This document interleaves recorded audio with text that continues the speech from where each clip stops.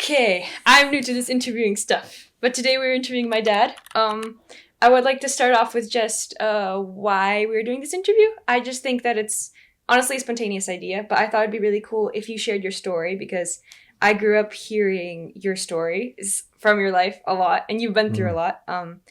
And I just thought it'd be cool to share it because I do think that a lot of us people have a lot of stories to share and our testimony with the Lord that is important to share. The more like I talk with my friends and the people that have met Jesus, the more I realize just the importance of just sharing our experiences with each other and like what we've gone through with the Lord, what we've gone through in life. And so I would love you to share, to hear from you, and to share with people other than me more of your life story and what happened with you and the Lord forever, like, I don't know, from the beginning till now. I guess we could start with, what could we start with?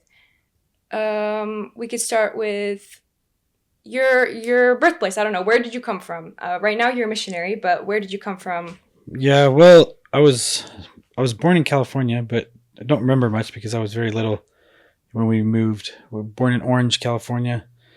God really guided my parents during that season. There was like we were in California, then we were in Utah, and then we were back to California, and a lot happening around that time, like with the Jesus movement revival and the vineyard just getting starting with John Wimber. And so I just remember always hearing them talking about how when I was a baby they would be in a hurry, like to be late to church because that was just so powerful, like what God was doing, like in the worship and stuff. Like they'd be like running with me in their arms, across the parking lot, trying to not be late for worship because they didn't want to miss any of it. So it was so powerful.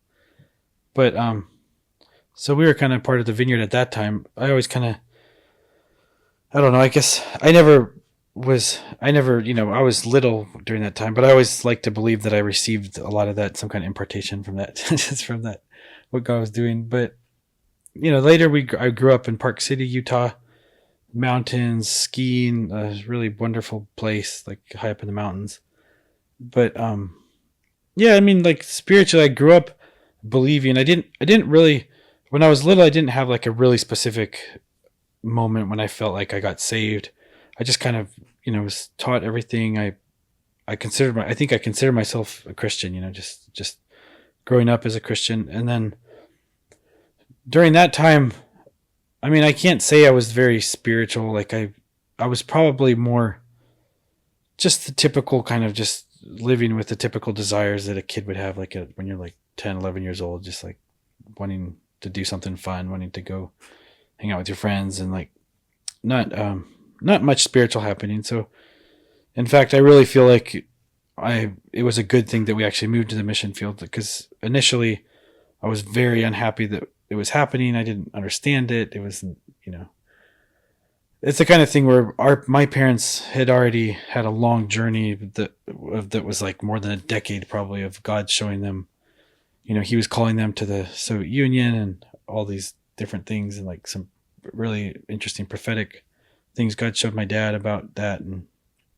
But I was 11 years old, so I wasn't aware of that. So to me, it was just like, why in the world are we moving to Russia? Like that's just sounded terrible.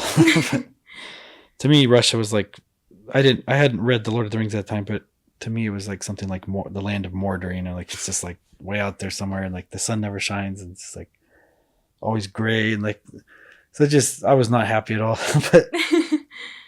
but it was in Russia, like probably when I was around like 12 years old. I think that was the first time my first sort of experience where I felt like I realized like that Jesus died for me personally, that it wasn't just, for the masses. It wasn't just for someone else. One time I was attending we were at church, the church we were helping out with in Russia, and I wasn't even in the services most of the time. I was just out playing or just messing around with some other kids I knew, some other missionary kids.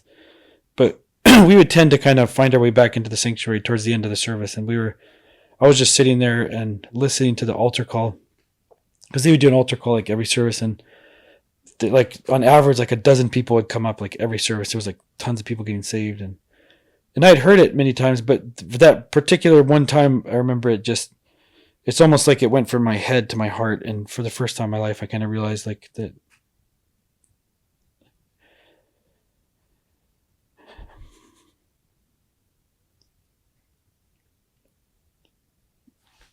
I think that's when I think that's when I really realized that Jesus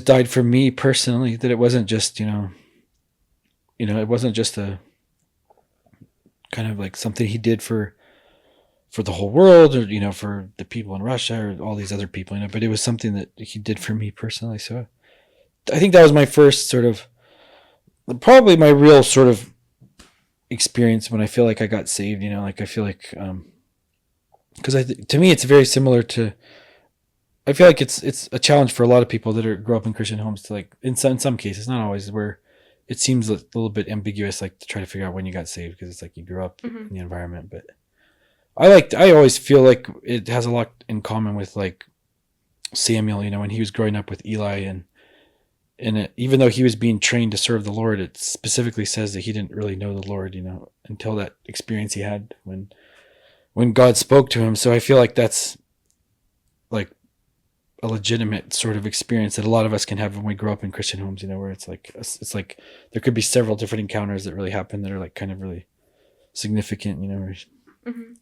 So that was the first one.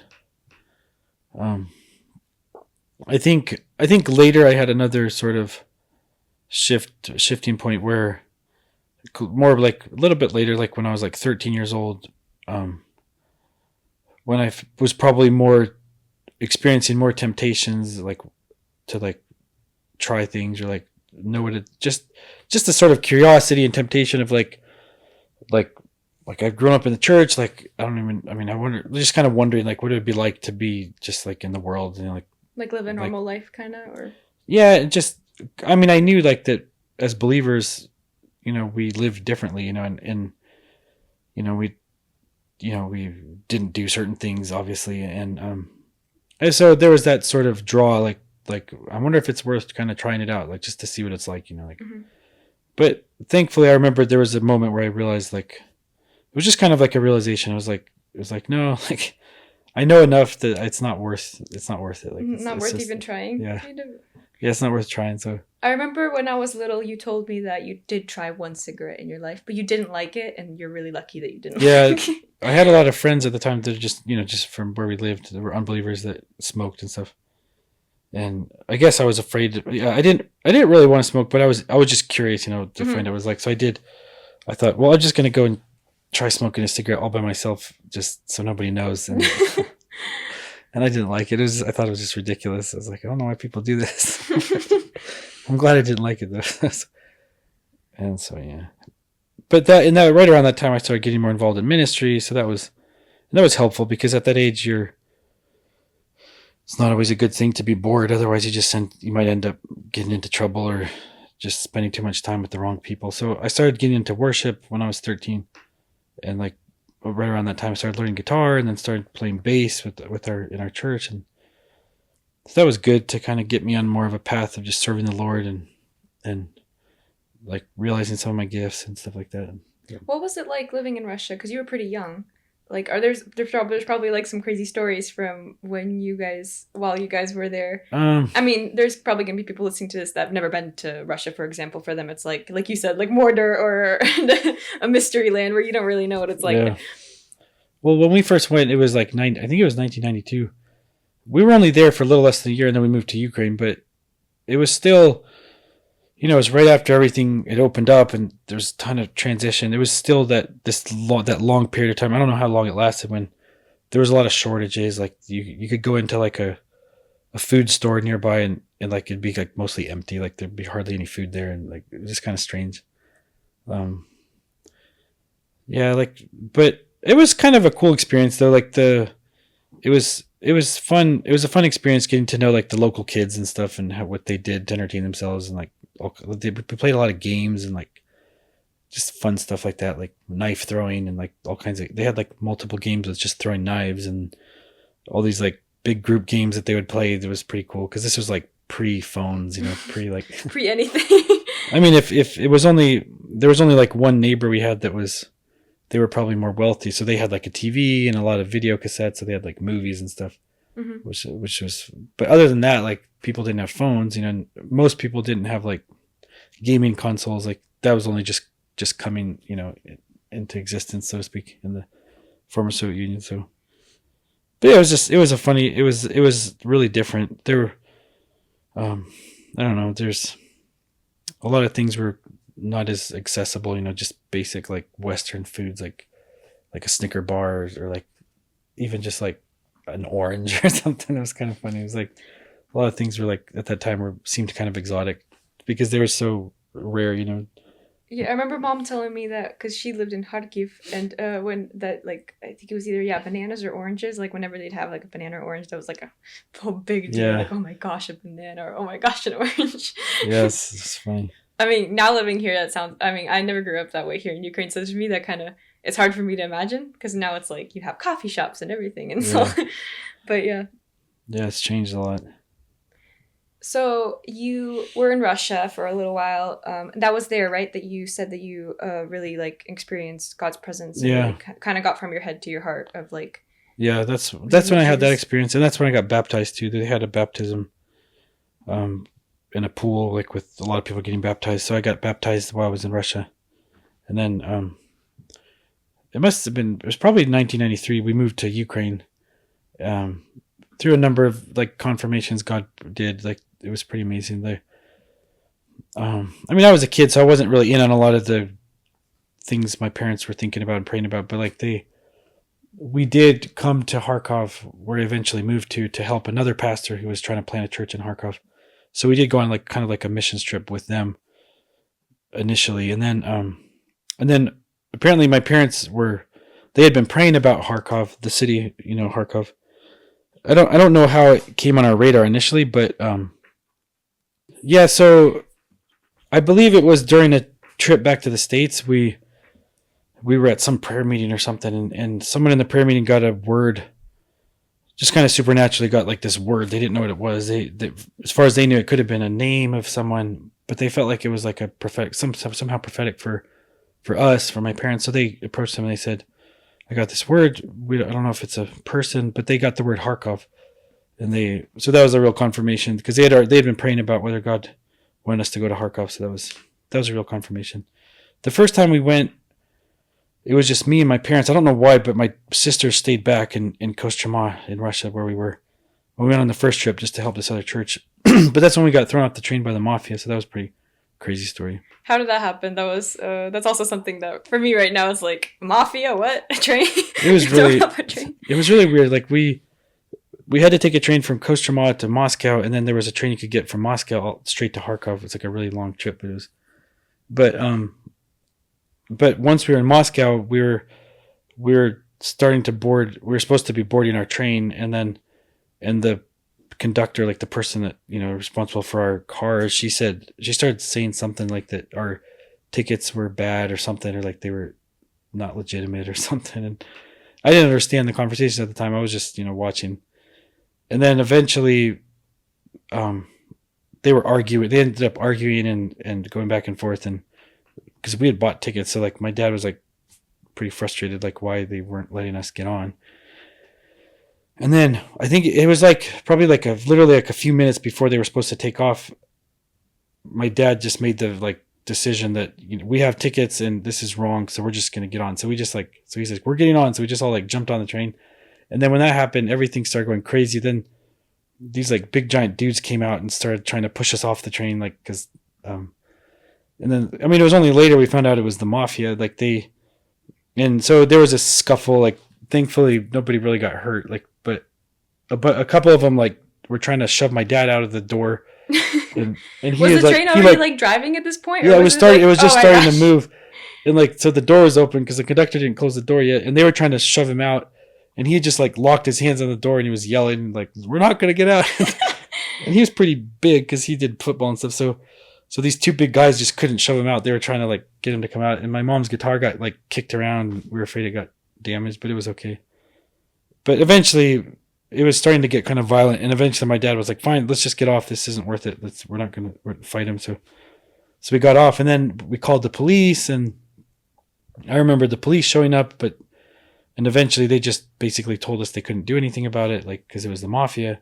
Basically, if the mafia want to go somewhere, they just tell them to give them tickets, and if it's full, then they just basically give someone's tickets to them, and then they just tell you tough luck, you can't use your tickets.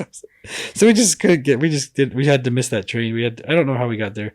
Eventually, we probably had to just get more other tickets or something. It was crazy, but it wasn't fun, but it was quite an adventure. Thankfully, nobody got hurt. God really protected us from anything crazy happening. Yeah, but it's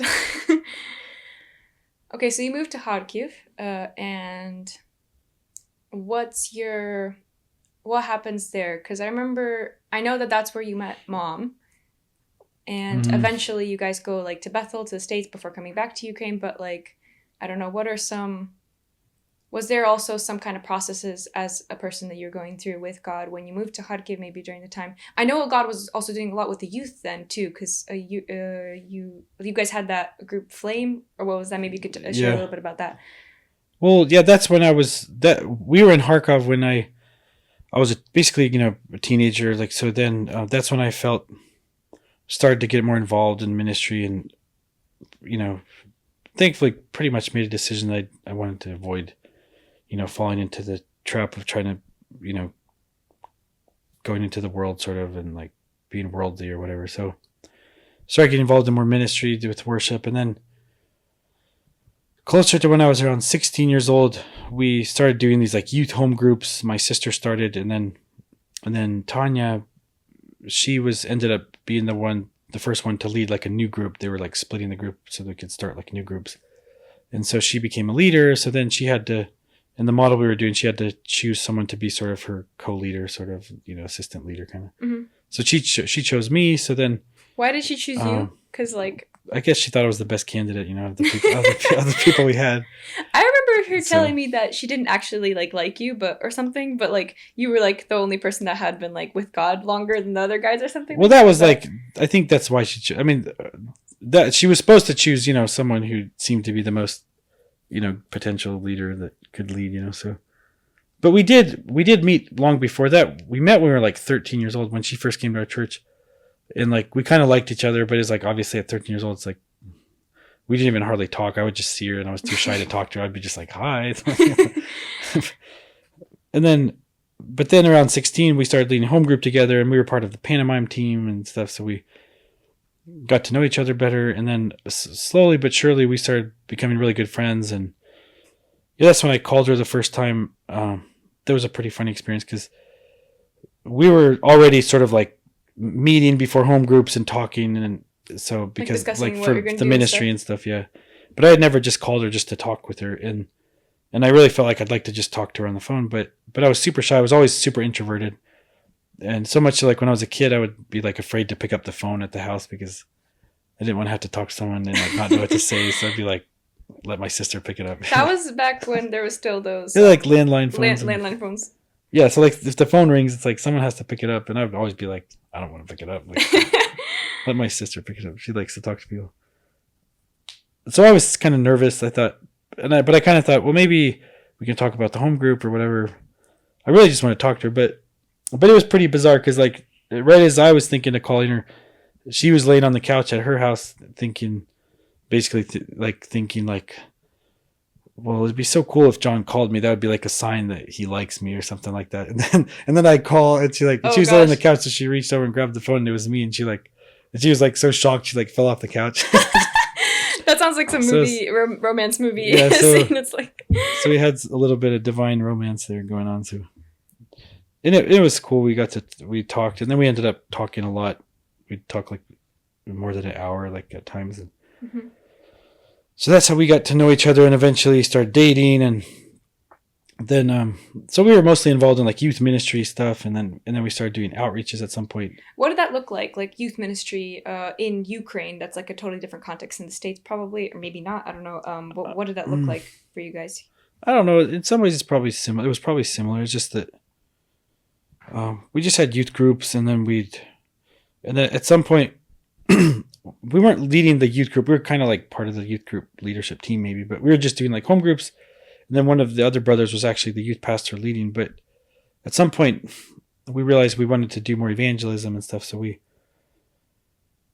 had pantomime, but we didn't really have any music. So we had this idea, me and a couple of my friends, it'd be cool if we could do like basically do like covers of songs that we like rock songs and like just cool music and stuff that would be fun for people to hear like on the streets and stuff. So we started doing like this rock band kind of like attempt thing. We didn't have a drummer when we first started, but and we were able to just take the church equipment and come out into like this neighborhood where we talked to one of the neighbors where they let us like get electricity from their house. So we like brought a big long extension cord and then set up all the equipment and it turned out to be really successful. Like a lot of people gathered, like, cause it just really helped. Cause with the pantomime was really the gospel message, like the really like communicate the gospel message really well in an awesome way where people were really interested in watching it.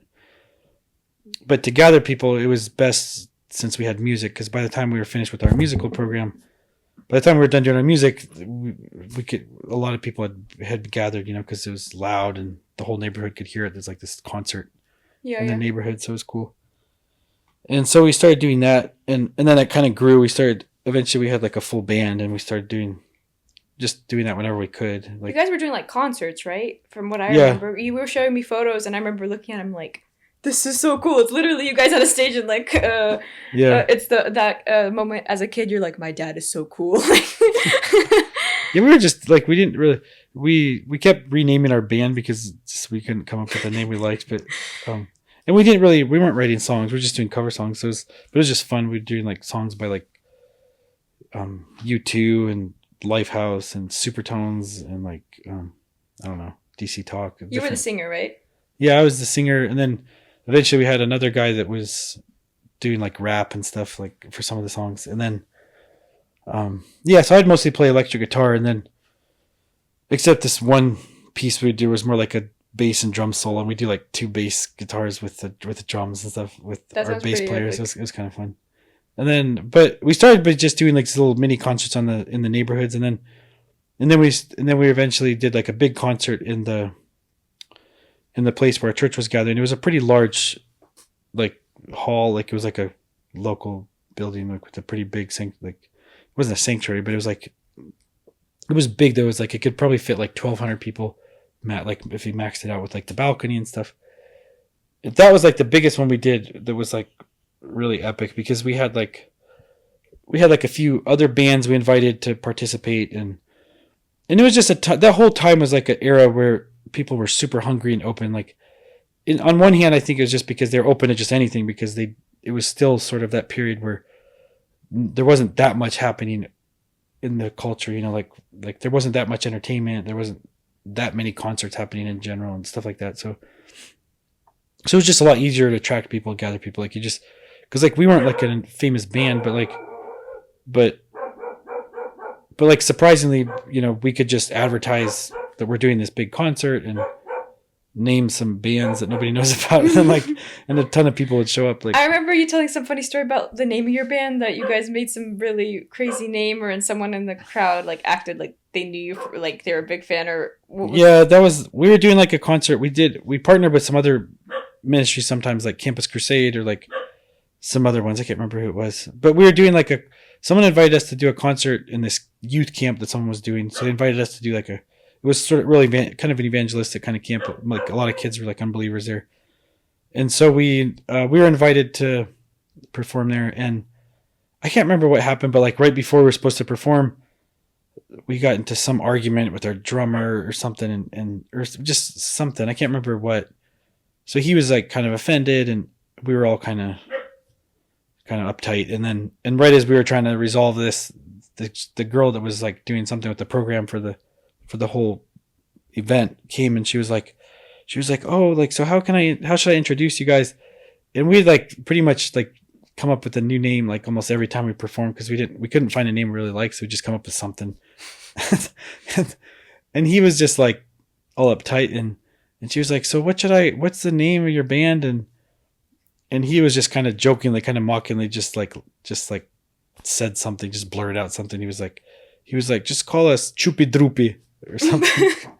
And she was like, oh, great. She wrote it down and left. I was like, no, it was like too late. And then sort of like, oh yeah, whatever. And so like she's like introducing our band, and some of our pantomime team were in the audience while they were waiting to perform. They just happened to be in the audience like with and like and right as she's like introducing us, she's like, well, this is the band that's going to be performing.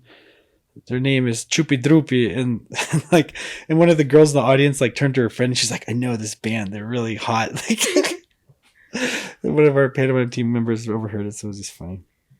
They're really hot. That's funny. So fast forward, I guess we could fast forward. You guys are doing stuff with the youth in Ukraine. At some point, you guys get married with mom, right? Yeah, we got married in 2020. No, 2000. No, not 20. 2001. I mix up the 20s and the 10s. But you went to the States, 2001. Right? To earn money for the wedding. Because you were... for how long was that? I know that you went there before you had your wedding. In the year 2000, I left for the States right after we got engaged. And so spent 9 months in the States just working and saving money. And I was able to be involved in some ministries too while I was there. It was pretty cool. It was kind of a pretty good season, actually, I was part of a group called Lion Players, which was a real blessing to be part of that community. And that was in Akron, Ohio. Mostly just working, but doing what I could to stay in ministry and stuff. And yeah, so then we got married in 2001, and then eventually I became the youth pastor for our younger youth group, our, like teens kind of group, which we eventually called Flame.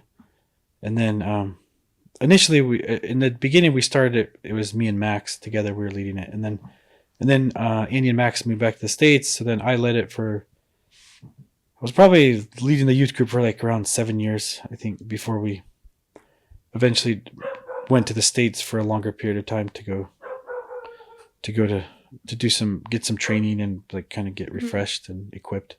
I would like to go back to the part where you were in the States for 9 months. What was that like for you in general? Because from what I understand, you were on the mission field from a very young age, from what, 13, 12? From when your parents 11, and so you really started being active in ministry quite early, as far as I understand. Like, what was that like for you, going from being in a place where you guys were like with ministry together with mom and things like that, and then here you go by yourself to the States while after like living in a totally different culture, and like what was that like? I don't know. It's just like to hear more about that season.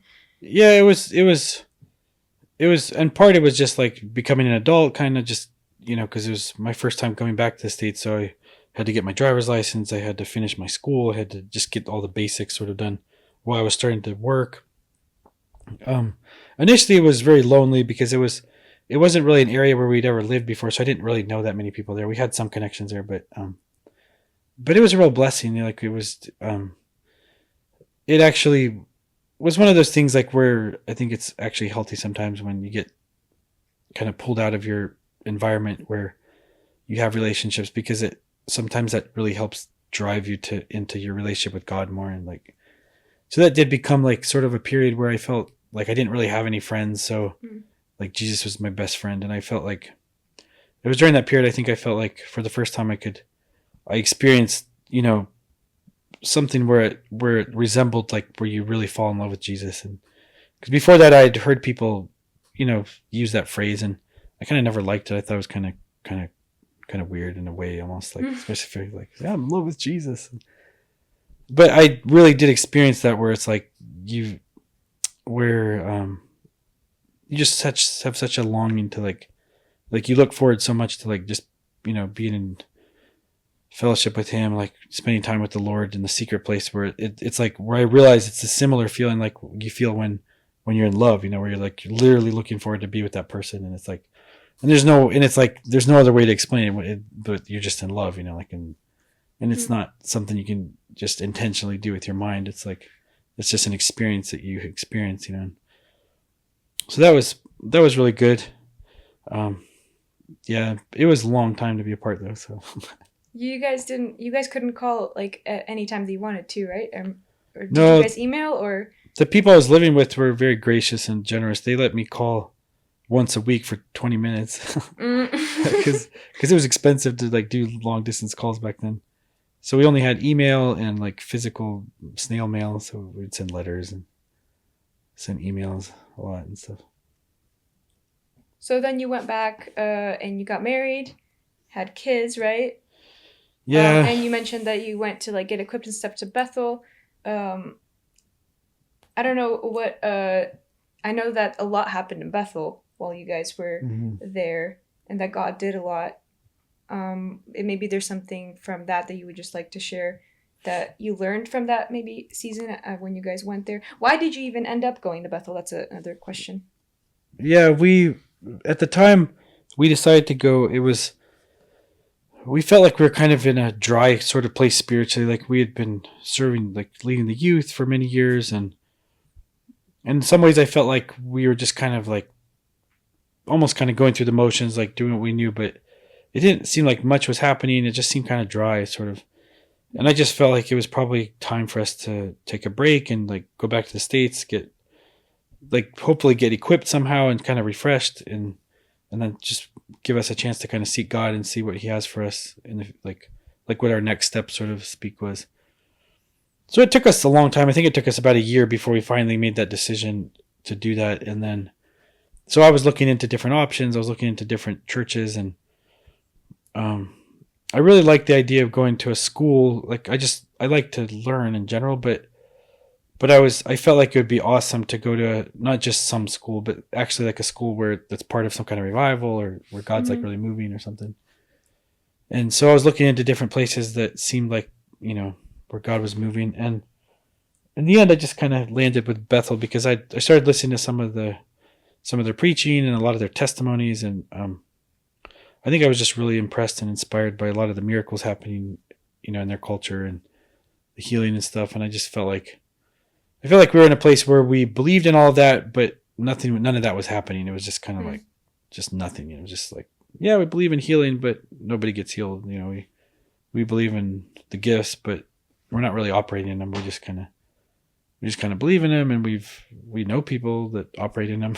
Like I've grown up surrounded by that a lot, but so I didn't have like super specific expectations about the school. I just felt like I just want to get in that environment and hopefully learn more and, kind of get impartation through whatever God's doing there. Mm-hmm. So, yeah, so that was a big adventure. We're going back to the States. It's always like a challenge to move from the mission field back to the States, and like, especially if you're going to be there for a while, because, the same amount of money that you might get in support, we were getting in support, obviously takes a lot more to live in the States than it did in Ukraine. Mm-hmm. So that was a challenge. But God provided. It was all kinds of miracles happened. Someone gave us a car for free when we first went back. That was a miracle. And then just one thing after another, and somehow God took care of us the whole time. We were able to spend 3 years in Redding, California at Bethel. So, and then for me, it was a really powerful time. It was, I started moving in the prophetic ministry and started seeing people healed. I think we really did receive a lot of impartation, and just a lot of the gifts kind of really were activated. And overall, I just felt like it was probably like the most powerful kind of like 3 years of my life spiritually, just really getting recharged and equipped, and just really powerful. Yeah, and that's when we got a number of different confirmations that God wanted us to go back to Ukraine. We were kind of open to the fact that maybe God wanted us to go somewhere else. Yeah, I remember when we were going there, I remember you and Mom telling us like that we don't know when we're going to come back or something, like to Ukraine. So we were saying bye to like all our friends, like as if forever. Yeah, it was weird. It was like... And then I remember as a kid, like we're in the States, like 3 years passed, like finally used to it, like finally settled in, going to school and stuff. Life is good. And then you guys are like, yeah, we're going to go back to Ukraine. And we're like... Yeah, I know, right as you get used to it, then you have to think everything changes. Yeah, so it was a good time. And we had some pretty powerful confirmations about God leading us back. One of them was the guy who got a word supernaturally that he wanted me to. He felt like he was supposed to give it to me, and that I would have an interpretation for it. And he was from Alaska, so he was an American who didn't know any other languages other than English, and he didn't know Russian or Ukrainian. And but right before that, I actually already heard some prophetic words from multiple different people that didn't know anything. that everything we were receiving was transferable, so to speak, Mm-hmm. and like that we would be able to impart it to others, to our leaders, to our children, to our family. And that was really encouraging for me because as I was, experiencing everything God was doing with me, the really just powerful things God was doing in my heart, and like I had this sort of disturbing feeling like that would just bothered me, that like just the realization that like most of the people that we have back in Ukraine are not going to be able to come over here. It's not really going to be an option for most of them. So, Mm-hmm. so it was actually it was almost like this. I was actually kind of inside. I was like worried deep inside that would be possible to transfer, so to speak, to impart to others. So it wouldn't just be something like, well, it's awesome. Like good for me, but no one else is going to be able to come over here. So, Mm-hmm. but, so that was a real confirmation to me when God started giving me prophetic words from multiple people, that God's given us new tools, new weapons, and that it's basically transferable to others, to our leaders back in Ukraine. And then this guy got a word, and he said "Передадаш," which is basically Russian, a Russian word. It's kind of a funny form of the Did Russian he know word. that it was Russian though? When No, he had no idea. He didn't know what it was at all. He was like, "I'm getting a word in tongues, and I feel like you're going to get interpretation for the word or the tongues or something." And I was like, well, "I've never got interpretation of tongues, but all right, let's just try it." So he said it, and I was like, "Do you know Russian?" He's like, "No." So, and "Передадаш" means, like you'll deliver something. You'll transfer something to someone, kind of, or and it's almost like like to pass in a on, funny right? form too. Yeah, like you'll pass something on, but it's like "Передадаш." It's almost like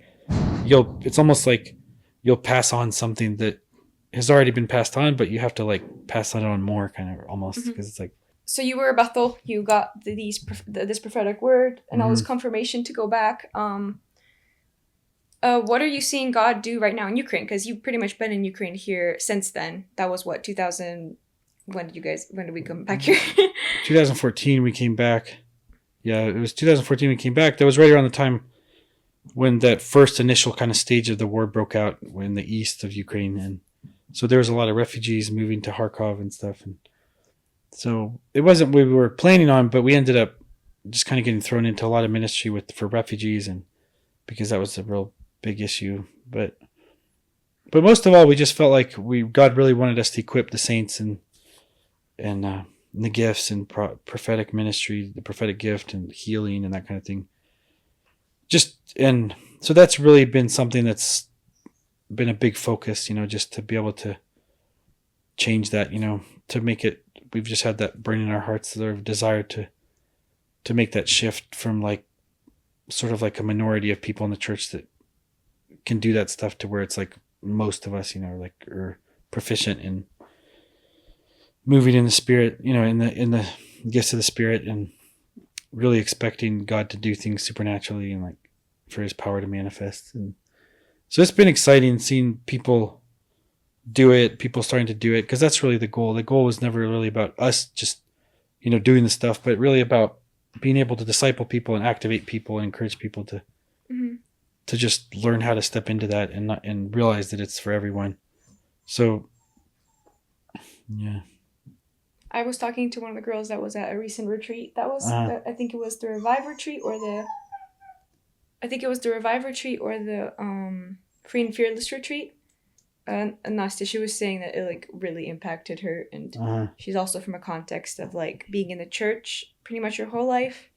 But like she said that when she came to, and not just her, like a lot of people that I've talked to, especially young people, they went to those retreats and stuff, and they say that they feel like they really, I don't know, got refreshed. And yeah, I think one of the most encouraging things for me is like seeing people really embrace it and start moving in that, and it's just always amazing. It's always encouraging to see how excited people get when they, because I think that's the main problem, is like most Christians hear a lot of teaching, but they never actually start doing the stuff. And I think it's just a biblical model where, Jesus did the stuff, He demonstrated it, but then He had the disciples do it. He kind of showed them how to do it, but then He had them do it, and He sent them out to do it. And that's like, unfortunately, that just doesn't happen enough. Like mostly it's just, we just hear about it, and then we watch other people do it and we're amazed, and it's awesome. It's fun to watch other people do it. But most believers never come to realize or have enough faith to take the risk of just trying to do the stuff themselves, trying to get a word for someone or, get someone healed, and so, yeah, so one of our guys from our home group he was working on the streets. Well, he had a job where he takes pictures of people and stuff on the streets, so he's like out in the open air all the time, and he ended up becoming friends with this with this YouTuber guy that's kind of like that does like pranks or something, and then he gets on video and these like wacky things he does with people on the streets in public, and they just kind of ended up chatting and getting to know each other a little bit. And then the next time he saw him, he was like, "Hey, how you doing?" And the prankster guy was like, and he's like really like funny and like positive, and but he was like really opened up, and he was like, "Actually, I'm really struggling with depression lately." And so my friend was like surprised, but he started sharing with him, and he offered to pray for him, and it was so cool. Like when he was praying for him, he started getting some like words of knowledge. Basically, he didn't even know what it was, but he just took the risk and just said what he was seeing. And he was like, I see this funny like whiteboard type thing, and like there's these like different color like markers or something and I see you just like writing out like different things like what you're planning to do, or like, and it was just like he didn't even really know what it was about, but he was just kind of sharing what he was seeing. He shared some other things he felt like the Lord was giving him to encourage him, and the guy was like totally blown away. He's like, "Dude, like, how did you see that?" Like, he's like, "I literally have like this whiteboard I use every day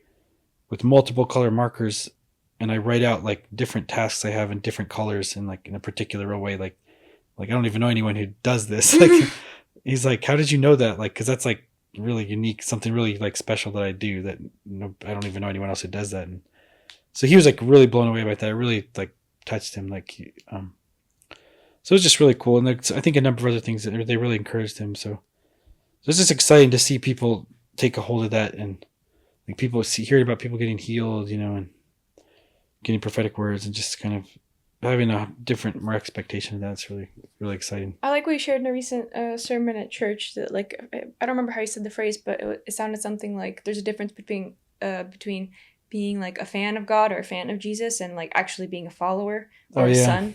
Like that looks different. Like you might you can call yourself a follower or like a follower of Jesus, but you were just talking about that kind of dynamic, that there's a difference between that. Yeah, it was just the whole thing of like, I think sometimes there's this sort of, I think it can, unfortunately, becomes a sort of like false dichotomy where it's almost like we're pitting one thing against the other when it's not supposed to be that way. Where it's either like it's all about our relationship with God, and and that's like so essential, like to abide in Him, and like for His word to abide in us, we literally have to be in the secret place. We have to, like Scripture says, close the door and pray, in secret, and we all really need that.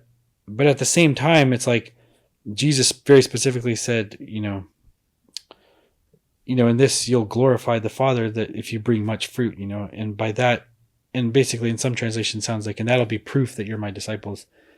And so there has to be fruit. And I think that's where it can turn into this thing where it's a problem if our relationship with God just turns into this, like, we just meet to have coffee together kind of relationship. And that's all it is. Like it's just like cuddle up on the couch kind of relationship and nothing else. Like we don't do anything, but that's not really biblical. It's like if we're His disciples, then that means we do what He did, and we're being taught to do the same thing He did, because that's the point of being a disciple. And I was just using that illustration of like, if I had a friend who's like a plumber and I'm telling everyone that I'm his disciple, then you'd probably say, "Oh, cool, maybe you can fix my faucet, it's leaking." But if I said, "Oh no, I don't do that," me and my friend, the plumber, we just meet together and have coffee, and I listen to these amazing stories of him, doing this plumbing work and stuff. But if I don't do any of it, then it's like I'm not really a disciple. I'm just a fan. I'm just a friend, maybe. I don't know. But obviously, Jesus says, "I no longer call you slaves, but I call you friends." But He does say, "I no longer call you." So I mean, in any case, like part of the proof that we're His disciples is that we bear fruit, and so I think that's where we do need to break down this sort of, I don't know, this sort of not very helpful sort of paradigm where it seems like we're kind of shy of doing anything like that, that's like supernatural, because And there could be any reasons, like we feel like maybe we'll become proud if we do something too awesome, like that, because we have to be humble, and it's all God, it's all Jesus, and just a sort of like false identity kind of thing of like who am I to do something like that, Mm. like Jesus healed the sick, but who are we to heal the sick, but and we just somehow, I don't know, just find lame excuses to not do the stuff that Jesus said it told us to do, and people start nitpicking about like, oh well, there's verses that says that not everyone, is everyone to be a prophet, or is everyone to prophesy, or is everyone to do miracles, because there's different gifts and everyone gets different gifts. But that doesn't, and that's all great, but that doesn't cancel out the fact that Jesus specifically said, go out and make disciples of all men and teach them to do what I commanded you to do. And I mean, it just boils down that he commanded them to do that stuff, so I feel like we're all commanded, we all have the same commission, and I think that whether or not we have a certain gift is secondary. Like the main thing is that we've all been commanded to teach others to do what he commanded us to do, which is to heal the sick, cleanse lepers, cast out demons, raise the dead, which is just kind of encompasses like all the supernatural stuff that Mm-hmm. we're only able to do because of God, that he does through us. And so I think that's kind of our big focus, really. How do you find that balance of, because I find myself often struggling balancing, maybe it's just my thing, it's so easy for me to kind of like get my focus wrong and kind of just be thinking about what I should be doing kind of for a greater mission, concerning like, living this life for God and not just for myself. But at the same time, when I don't know, just that balance of, like you said, like really bearing fruit, but at the same time, not neglecting what this is actually like all about. Because ever since I was little, I mean, for me, it was always like a really big example. You and Mom always like every morning read your Bibles, but not just read your Bibles. Like I would see you guys kind of going into your quiet place where it was just you and God, and it was such like a priority for you guys. And I remember, when I was like going into my teenage years, I'd kind of not want to sit in the morning and read my Bible just because I'm like, I have tons of stuff to do. Like this is ridiculous. I should get my stuff done and then maybe like, but you guys, like, no matter, you guys are really busy. You guys have a lot of stuff in your schedule usually, but you guys would always have like this time in the morning, just to spend time with God. And I always thought that's like so important. I'm in a season where I'm like kind of discovering this kind of always like keeping my focus on Jesus and really only doing what I do from that place in the secret place. But like, how do you find that balance, like maybe in a practical way? Because I feel like a lot of us understand that we want to have a relationship with God first and foremost, because that is the most important thing. And then from that, there's fruit. Yeah. But like maybe you have some, I don't know, advice to young people who feel like they need to do stuff, but they do want a relationship with God. Like what's something that maybe helped you in that? I don't know, like I think it's a continuous battle, really, like for me, because it's like everything's always trying to keep us from having a relationship with God, really, like distracting us, keeping us distracted. So I think it's just like it's a continuous thing. I don't think that you can ever arrive. Almost, it's like I think to me it's just this dynamic, constant, roller coaster. It's like, like I feel like I'm in a really good place where I'm in intimacy with God, to where I'm not. I'm just like, I'm okay, but I'm just too busy, like I'm just doing stuff. And that's like the natural sort of thing to fall into, like for a lot of us, like, because it just feels good to get things done. That's like, it's always like, and it's in some ways it's almost hard work to work on the intimacy side of having a relationship with God, because it requires quiet, it requires time, where that might feel kind of like a waste of time because you're not doing anything. You're just trying to sit in God's presence, or you're just trying to get into his word. But it's a battle because you're thinking about things you need to get done, and it's like, so I don't think I have like a solution, but, but I do think it's just something that has to go side and side. It's like we need both kind of, like, because Jesus very specifically said in John, that like, if you abide in me and my word abides in you, then you'll ask me whatever you desire, and you'll have whatever and you'll receive it. And so I feel like that's kind of where the key is. It's like, I feel like it's totally unnatural to have an intimate relationship with God and not have any desire. Like, because he has a desire. He has a desire to save the lost. And he's the one that when he saw all the people, he felt like they were like sheep, scattered that were just needed a shepherd, that needed a past, that were like just lost, and so I feel like we can fall into just works, and that's always a problem, because any of us can just fall into just that slave kind of like mode of just doing works, and it feels good. It seems to be there's a certain satisfaction in just getting things done, and it makes you feel good about yourself, because it makes you feel like maybe hopefully God feels better about me because look, I'm getting all this stuff done. Well, it's probably about like feeling meaning in your life too. Yeah, like you're doing something for the greater good or yeah, whatever. like you're doing something that's worthwhile, and I think that's perfectly legitimate, but it is a problem if we're neglecting our relationship with God, because obviously in the end he wants a relationship with us. He doesn't want us to just be slaves. He doesn't want us to just get a bunch of ministry done but lose our connection with him. And so I think it's just a constant battle. Really, it's like, but I think it's almost fake if we say that we have this like intimate relationship with God, but we have no interest to bear any fruit. It's like, that's just not natural. It's like, it doesn't make sense, because the more you know God, the more you know his heart, and his heart is for the lost. His heart is to help people, and because they're just like, he loves them just as much as he loves us, but he wants to use us to reach them, and he wants to use us to release his power and his love. And so, well, that seems like a great spot to end this interview, unless maybe you have something else that you just have on your heart that maybe you want to share before saying goodbye. Yeah, I don't know. I just love to see people go after Jesus more, and not. And to me, I like it to be practical. Like, I feel like,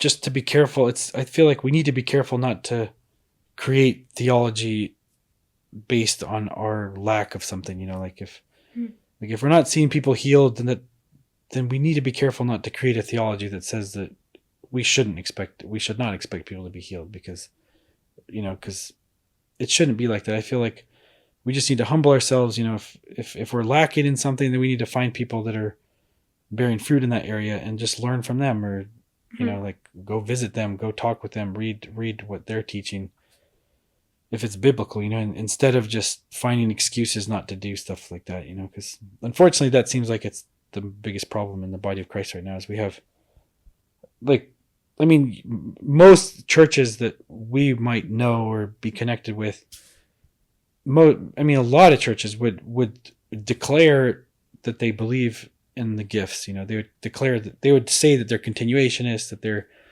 they believe in healing, they believe in prophecy, but it's a whole other question whether or not they're actually operating in those gifts. So that's my passion. I just wish we could really get to where that becomes the norm, because it was the norm with the apostles. They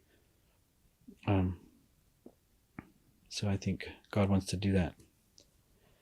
I think that's probably another point of why being in a community of other believers is so important, because like you said, like if you're lacking in something, instead of making like a conclusion about it, like find someone who has fruit in that, and community is so important. Yeah, we need each other for sure. We need each other and we need God. Well, thank you for sitting down to talk together. Thank you. This is fun. So yeah, everybody, God bless. I don't know how to finish interviews, but that's my dad, John Lynch. Amazing person. Hope his stories inspire you guys. Keep seeking God. Amen. Amen.